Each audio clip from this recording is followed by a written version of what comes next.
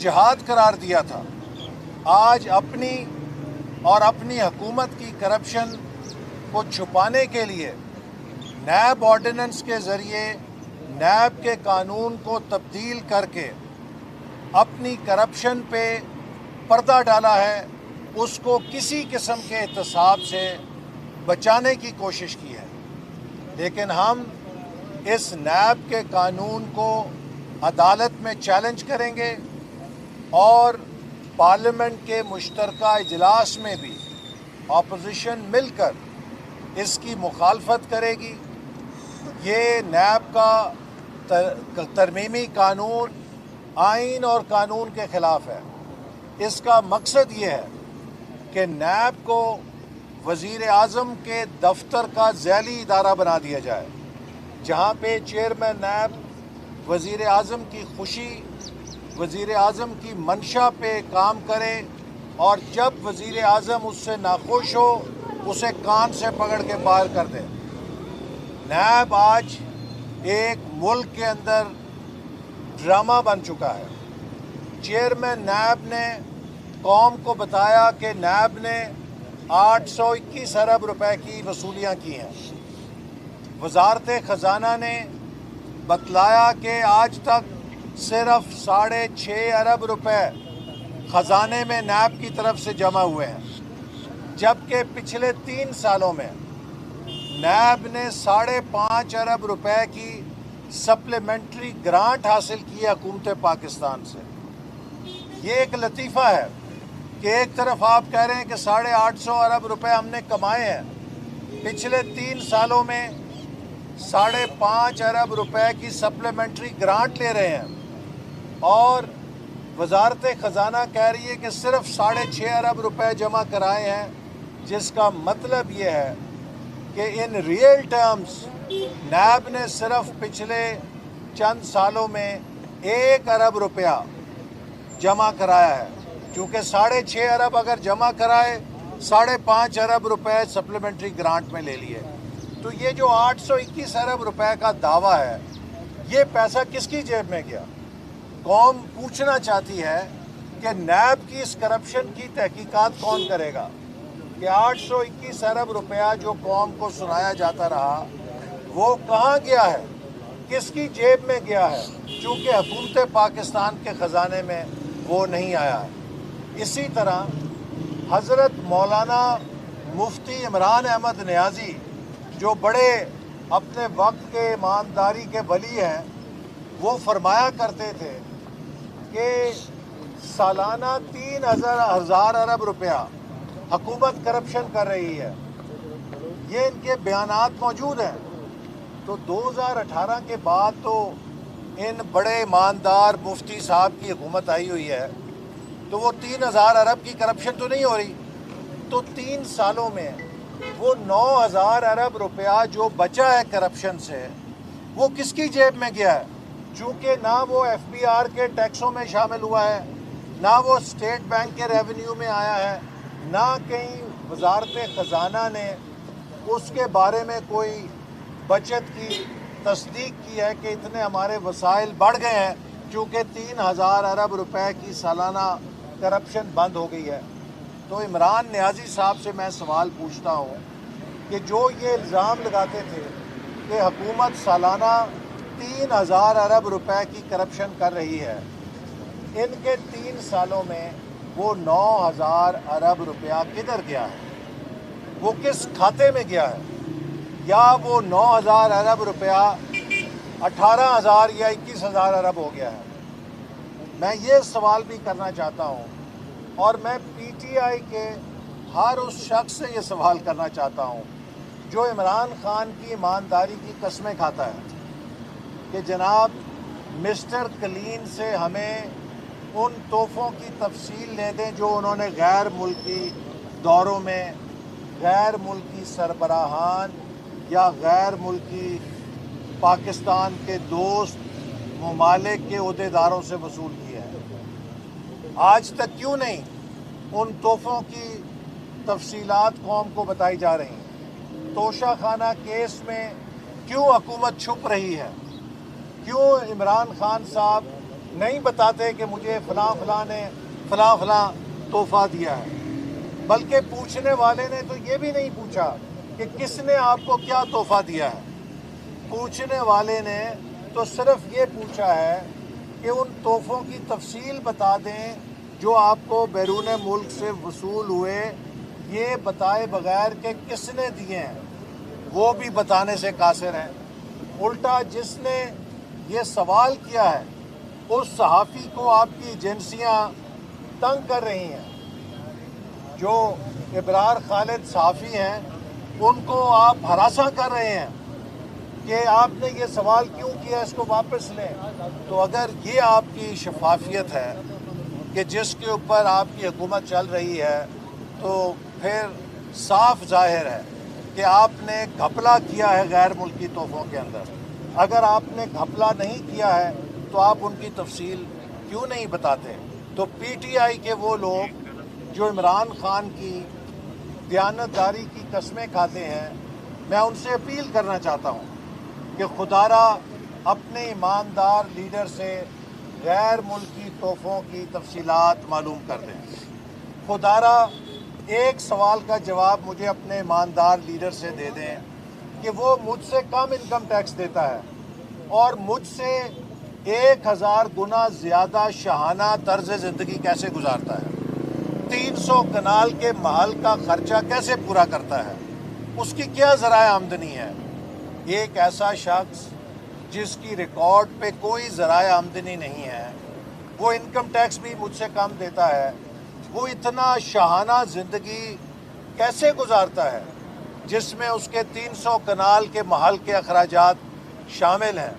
میں زیادہ تفصیل نہیں اس لیے پوچھتا کہ لوگ کہتے ہیں کہ آپ پرسنل ہو گئے ہیں، لیکن یہ حق ہے ہمارا کہ وہ شخص جو سب کسی کو چور ڈاکو کہتا ہے وہ ذرا اپنی ایمانداری کا حساب دے کہ کس دنیا کے ضابطے کے مطابق اسے ایماندار کہا جا سکتا ہے، جو ٹیکس بھی چوری کرتا ہے، جو اے ٹی ایم سے بھی پیسے لیتا ہے، جو مافیا سے پیسے لے کر اپنے خرچے چلاتا ہے، جو فورن فنڈنگ کیس میں چھپنے کی کوشش کرتا ہے، بیرون ملک مقیم پاکستانیوں کے کروڑوں روپے، اربوں روپے جو نئے پاکستان کے نام پہ لیے، ان سے اپنے کاروبار کیے، ذاتی اکاؤنٹوں میں وہ پیسہ رکھا، اس کو الیکشن کمیشن سے چھپایا، اسٹیٹ بینک سے چھپایا۔ آخر اس ایمانداری کا بھی تو کوئی حساب دے۔ اور آخر میں اس حکومت کے لیے یہ کہنا چاہتا ہوں کہ آج پاکستان بدترین انتظامی بحران میں ہے۔ چینی تو لوگوں کو نہیں مل رہی تھی، 160 روپے کلو پہ پہنچ گئی۔ میں یہ ضرور پوچھوں گا کہ 103 روپے کلو کی چینی کا ٹینڈر حکومت نے کیوں کینسل کیا؟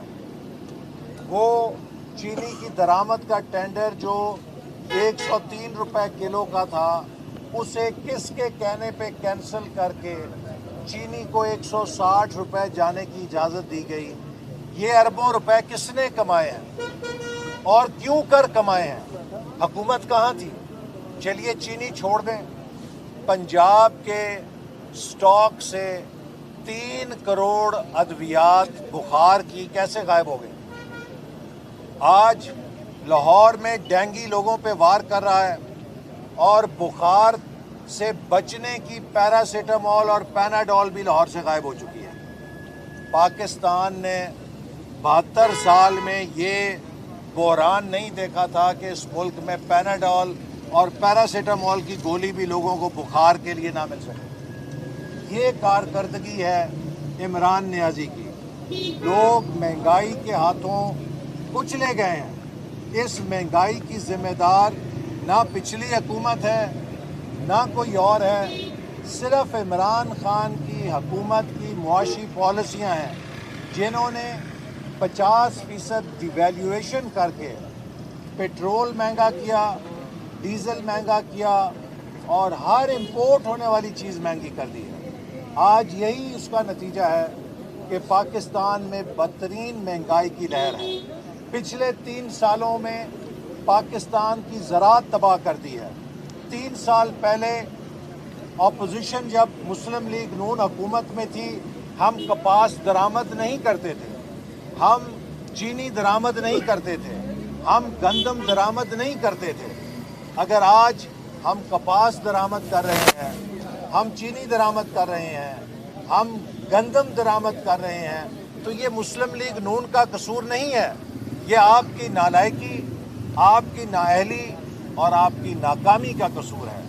मेरा ख्याल है कि वक्त आ गया है कि इमरान खान अपनी शिकस्त को तस्लीम करें और रिटायर्ड हर्ट होने का ऐलान कर दें, इससे पहले कि वो अपने साथ इस मुल्क को भी रिटायर हर्ट होने पे मजबूर ना करें। मुल्क की मईशत को उनकी नाअहली की वजह से नाकाबिले तलाफी नुकसान पहुंच चुका है।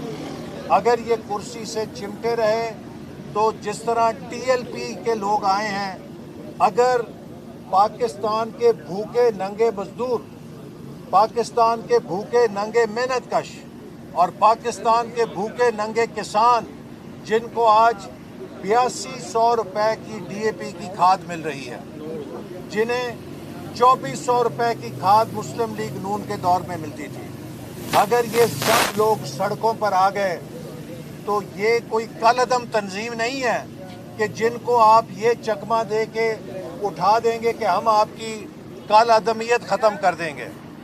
ये पाकिस्तान के शहरी हैं, ये अगर सड़कों पे बेफर के आ गए तो आप इनके गैज़ो गज़ब का सामना नहीं कर सकेंगे। बहुत शुक्रिया। सर एक सवाल है सर, मुस्लिम लीग नून काफ़ी दिनों से वज़ीर-ए-आज़म को मुख्तलिफ केसेस में सुप्रीम कोर्ट से दरख्वास्त कर रही थी कि तलब किया जाए। आज एपीएस केस की समाप्त से सुप्रीम कोर्ट में, सुप्रीम कोर्ट ने वज़ीर-ए-आज़म को फौरी तलब कर लिया है। क्या कहेंगे, आपका मुतालबा मान लिया गया या तब्दीली की हवा चल पड़ी है? मैं सुप्रीम कोर्ट से मुतालबा करूँगा कि एपीएस केस की तरह डस्का धांधली केस में भी वज़ीर-ए-आज़म को फौरी तौर पर तलब किया जाए। पाकिस्तान की तारीख में पहली दफ़ा इलेक्शन की धांधली पर इलेक्शन कमीशन की तरफ से मुसद्दका रिपोर्ट आई है। इतनी भोंडी धांधली की गई है, इतनी बेशर्मी के साथ धांधली की गई है कि उसका एक एक सबूत इलेक्शन कमीशन को मिल गया है। और इलेक्शन कमीशन ने ये कहा है कि सिविल इंतज़ामिया और पुलिस एडमिनिस्ट्रेशन बाकायदा इस धांधली में मुनज़्ज़म तौर पे मुलव्वस थे। तो सवाल ये पैदा होता है कि डीसी और डीपीओ अज़ खुद तो मुलव्वस नहीं थे, उन्हें धांधली का किसने हुक्म दिया था? वज़ीर-ए-आज़म साहब जिस मगरबी जमहूरियत की बात करते हैं, बरतानिया में ये होता है, यूरोप में ये होता है, तो नियाज़ी साहब ये इलेक्शन कमीशन ने जो रिपोर्ट दी है धांधली के बारे में, अगर बरतानिया में ये रिपोर्ट आती तो वज़ीर-ए-आज़म 24 घंटे में इस्तीफ़ा दे देता, उसकी ज़िम्मेदारी कबूल करता और ख़ुद को कानून के सामने पेश कर देता।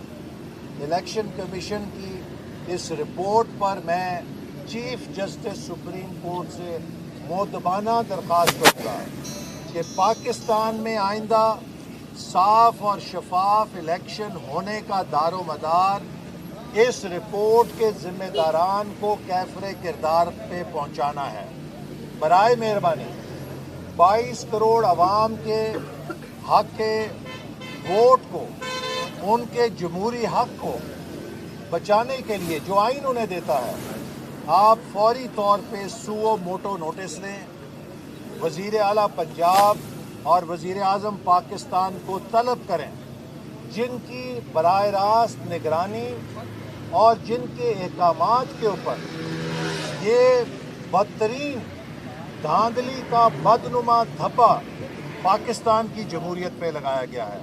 और मैं समझता हूँ कि इस डस्का रिपोर्ट के बाद इस हुकूमत के साथ किसी रियायत को रवा रखने का मतलब ये है कि हम पाकिस्तान के जमहूरी निज़ाम में धांधली को ख़त्म नहीं करना चाहते, उसके वायरस को बरकरार रखना चाहते हैं। अगर धांधली का वायरस ख़त्म करना है تو نہ الیکٹرانک ووٹنگ مشین کی ضرورت ہے، نہ کسی قانون کے تبدیلی کی ضرورت ہے، صرف ڈسکا دھاندلی رپورٹ کے ذمہ داروں کو کٹہرے میں کھڑا کر کے سزا دینے کی ضرورت ہے۔ اگر انہیں سزا ہو جائے تو پاکستان میں ہر آئندہ الیکشن صاف شفاف ہوگا اور مکمل طور پہ منصفانہ ہوگا۔ ڈاکٹر صاحب کیا کہیں گے؟ گزشتہ روز جو ہے جوائنٹ اپوزیشن کی بڑی لمبی نشستیں ہوئی ہیں، اب کیا اسٹریٹجی بنائیں گے؟ کل پارلیمنٹ کا جوائنٹ سیشن بھی ہے، فیوچر پلاننگ کیا ہے؟ دیکھیے، کل حکومت کو 2 دفعہ قومی اسمبلی میں شکست ہوئی ہے۔ اخلاقی طور پہ وزیر اعظم جواز کھو بیٹھے ہیں کہ وہ وزارت عظمیٰ کی کرسی پہ رہیں، یا تو وہ فوری طور پر اعتماد کا ووٹ لیں یا پھر وہ استعفیٰ دیں۔ 2 دفعہ پے در پہ حکمران اتحاد کو شکست ہونے کا مطلب یہ ہے کہ وہ ایوان کی اکثریت کا اعتماد کھو بیٹھے ہیں۔ تو وزیر اعظم کو فوری استعفیٰ دینا چاہیے یا 24 گھنٹے کے اندر انہیں صدر پاکستان کو چاہیے کہ وہ وزیر اعظم کو ہدایت کریں کہ وہ اعتماد کا ووٹ لے کے ثابت کریں کہ آج بھی انہیں ایوان کی اکثریت حاصل ہے، چونکہ کل ایوان ان پہ عدم اعتماد کا اظہار کر چکا ہے۔ بہت شکریہ۔